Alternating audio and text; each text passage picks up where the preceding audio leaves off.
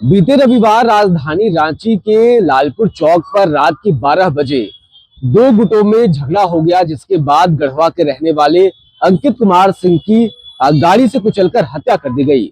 इस घटना ने पूरे राज्य में सुर्खियां बटोरी और इसके तुरंत बाद ही इस पूरे घटना पर राजनीतिक टिप्पणियां होने लगी। लोग रांची पुलिस के काम पर सवाल उठाने लगे।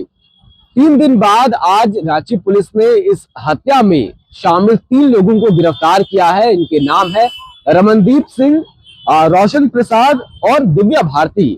ये तीनों ही बालिग हैं और इन तीनों की गिरफ्तारी रांची में हुई है। इनमें से रमनदीप सिंह ही वो व्यक्ति है जो गाड़ी चला रहे थे। गाड़ी इनके ही परिवार के थी, इनकी माता जी के नाम पर थी, ऐसा हमारे सूत्र बता रहे हैं। पुलिस ने इन तीनों को गिरफ्तार कर न्यायिक हिरासत में भेज दिया है। हालांकि आप मेरे पीछे आप देख सकते हैं, यही वो स्थान है जिस जगह पर यह घटना हुई थी।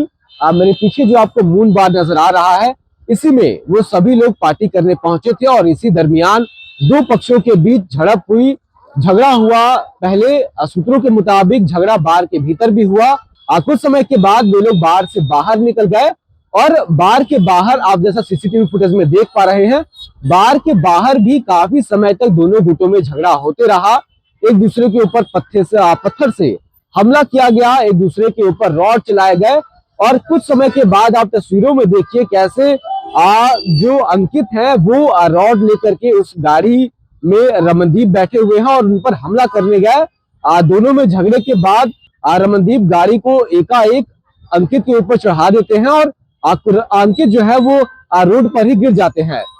हालांकि खास बात इसमें देखने वाली ये है कि ये गैर इरादतन हत्या नहीं थी, बल्कि रमनदीप वापस से गाड़ी को यूटर्न करके वापस लाते हैं और अंकित की बॉडी के ऊपर दोबारा से गाड़ी को चढ़ाते हैं।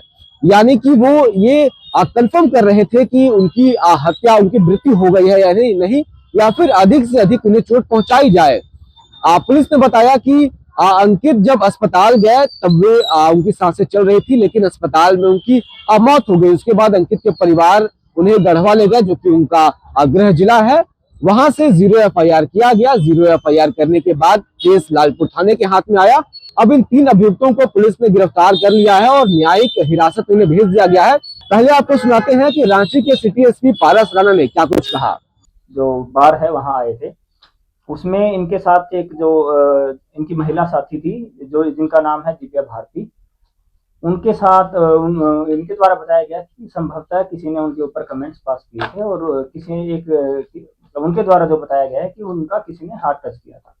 उसके बाद ये लोग बाहर खड़े थे, ये दिव्या भारती और जो इनके जितने भी साथी थे, और ये जो भी अंदर से बाहर से बाहर लोग आ रहे थे उनको पिन पॉइंट कर रहे थे कि ये था या ये था, ये नहीं था। इसी क्रम में जो रोशन प्रसाद जो है, उन्होंने जो विक्टिम है वो अपने साथियों के साथ बाहर आ रहे थे, उनको पिन पॉइंट किया कि ये था। वो भी नशे की हालत में थे संभवतः है, तो उन्होंने भी बोला कि तुम मेरी तरफ ऐसे उंगली क्यों कर रहे हो। और इसी बात को लेकर विवाद बढ़ता चला गया और विवाद के क्रम में उसके बाद वहां जो सीसीटीवी फुटेज में भी जो सामने आया है कि जो विक्टिम जो है, जो अंकित है, जिनकी जो डेथ हुई है, वो भी दिख रहा है कि उसी क्रम में वो एक बड़ा सा पत्थर उठा के जो ये इस केस के जो अक्यूज हैं रोशन प्रसाद, उनकी तरफ मारने के लिए भागे भी हैं पत्थर उठा के।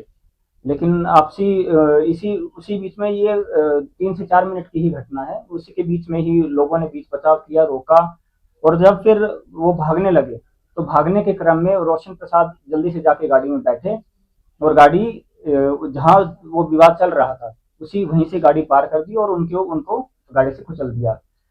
इसमें हैरानी की बात यह है कि जैसे ही वो उन्होंने कुचला, फिर वहां से गाड़ी पीछे से यू टर्न लेके आए और जिस व्यक्ति को इन्होंने कुचल दिया था उसके ऊपर दोबारा से गाड़ी चढ़ा के आगे बढ़ गए। पुलिस ने इस मामले में कई धाराएं लगाई हैं, जिसमें गैर इरादतन हत्या, मर्डर और उसके अलावा सामूहिक तौर पे किसी को नुकसान पहुंचाने के लिए अगर जो धाराएं हैं वो सभी धाराएं लगाई गई हैं। इसमें मौत की सजा उम्र कैद तक की है, डेथ पेनल्टी भी इसमें शामिल है। हालांकि जो गैर इरादतन हत्या वाले जो धारा है उसमें 10 साल तक की सजा इसमें दी जा सकती है। तो इन लोगों पर कई धाराएं लगाई गई हैं। अब देखना होगा न्यायालय में ये केस कितना मजबूत हो पाता है। अंकित के जो परिवारजन है वो कड़ी से कड़ी इनके ऊपर कार्रवाई की मांग कर रहे हैं। हालांकि इस घटना के बाद से आम लोगों को और रांची पुलिस को भी सीख लेने की आवश्यकता है कि रात में 12 बजे सुनसान इलाके में झगड़ा करना अवॉइड करना चाहिए। पुलिस की भी इसमें जिम्मेदारी बनती है कि पुलिस का जो पीसीआर है वो इस वक्त कहाँ मौजूद था। हमने भी पुलिस से पूछा कि उनका पीसीआर इस वक्त कहाँ था। एसपी ने क्या कुछ कहा, सुनिए। इस टाइम पर जो पीसीआर की लोकेशंस जो थी उनको भी हमने फिर बाद में वेरीफाई करवाया है। तो पीसीआर की लोकेशन जो एक पीसीआर की लोकेशन हमारी करमटोली चौक के पास थी और एक जो पीसीआर जो माइक है उसकी लोकेशन कुछ आगे धुनकी बार है, उससे आगे वाला जो एरिया है वहाँ पर वो भी स्टैंड बाय पर थी। और जैसे ही पीसीआर जब इधर से मूव कर रही थी तो पीसीआर को एक आदमी ने यही जानकारी दी थी कि एक्सीडेंट हुआ है और उसके तुरंत बाद ही पीसीआर ने जाके वेरीफाई किया था। तब तक वो लोग सदर हॉस्पिटल से वहां से आगे लेके निकल चुके थे क्योंकि पेशेंट की जो कंडीशन थी वो काफी क्रिटिकल थी। तो एसपी साहब का कहना है कि पीसीआर की गाड़ी घटनास्थल से काफी दूर थी। हालांकि सवाल ये भी है, ऐसे जगहों पर पुलिस की मौजूदगी क्यों नहीं की जाती है। आप इस पूरी घटना पे क्या राय रखते हैं, कमेंट में लिखकर जरूर बताएं। हमारा नाम शुभम राय है और आप इस वक्त ओंकार झारखंड देख रहे हैं। शुक्रिया।